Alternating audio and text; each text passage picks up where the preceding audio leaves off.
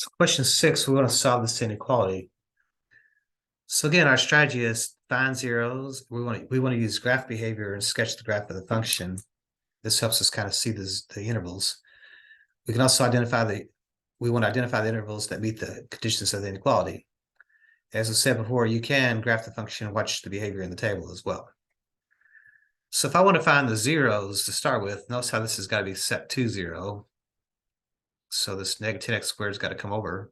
So this becomes then 2x cubed plus 10x squared is greater than 0. Now to find the zeros, we want to set this equal to 0. So we set 2x cubed plus 10x squared equal to 0. To find the zeros, we do see that there is a 2 in common, and there's also an x in common. So we can factor that out or divide it out, if you will. So the 2 and the x squared come out. And that's going to leave me then, if I take a 2 and 2 x's out, that's going to leave me an x. If I take a 2 out of the 10, 10 divided by 2 would be a 5. If I take out both x's, then that just leaves me the 5. So if we set each one of these equal to 0, we're going to have this 2x squared is equal to 0. We're going to have this x plus 5 is equal to 0. So if you divide both sides by 2, you're going to get this x squared is equal to 0. In other words, x just equals 0. Because what can you square to 0? Well, that would have to be 0. And then what can you add to 5 to get 0? Well, that'd have to be a negative 5. So notice how 0 actually has a multiplicity of 2. And the negative 5 has a multiplicity of 1. So I'm just putting that in parentheses as a little footnote. So as graph behavior, since this is a cubic, again, we know that a cubic, and since the coefficient of the cube is a positive 2, we know it's going to finish high on the left side, on the right side, and it's going to finish low on the other side, and it's going to kind of do its own business in between here. But as far as what happens to the far right, to the far left, it's going to finish low on the left side and finish high on the right side. So if I use that knowledge, I can now come in here and plot the zeros. So negative 5 would be to the left, and 0 would be to the right. So what we're picking up on is it starts down low, and since negative 5 has a multiplicity of 1, it's going to cross. But then somewhere along the way, it's got to turn back around, and it's got to approach this other 0, which is 0. And since 0 is a multiplicity of 2, it's going to just touch and turn like so. So again, it says greater than 0, so this has to be a positive value to be greater than 0. So I'm looking for the graph is positive. So notice how it starts out low, that's negative, negative, negative, and then it turns to a positive, positive, positive, positive, positive. And then it turns and becomes positive, positive, positive again. So remember, we cannot include this, since it says greater than 0. We're not including the negative 5 or the 0.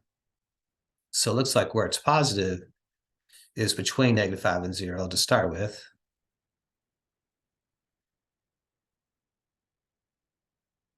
And then in union with, it looks like 0 to infinity. So it'll be those two intervals would be our solution. So again, if I want to double check myself with the calculator, y equals, and clear this all off, and I can type in this 2x cubed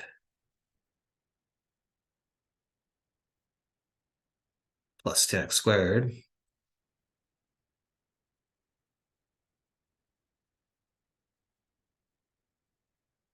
And if I hit graph, notice that my graph is not bad. If I hit my zoom and change it back to 6, notice that it actually finishes really high over here on this side. So if I hit my window again, and I may have to change that to a pretty big Y value, maybe like 500. If I do that, I may want to go by hundreds.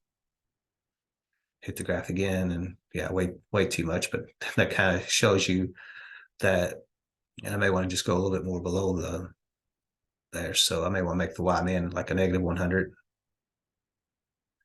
Hit the graph again. You kind of see it kind of mirrors what we've got going on. So 1, 2, 3, negative 5, and then touches and turns on 0. So again, if you look at the table, if you go past negative 5, notice the negative 5 does give me 0. And if you go past negative 5, notice that we're getting negative values. But like I said, we're looking for positive values. 0 is not a positive value, so we can't include that. But notice how the -4, the -3, all those values in between -5 and 0, those are positive values over here. When you get to 0 again, you can't include that. But then once you get past 0, notice how again we're getting all these positive values again. So it's kind of mirroring that as well in the problem. So that would be the solution then. Any numbers that fit in these intervals would satisfy this inequality, or better yet, this inequality if I cleaned it up a little bit, setting it to 0.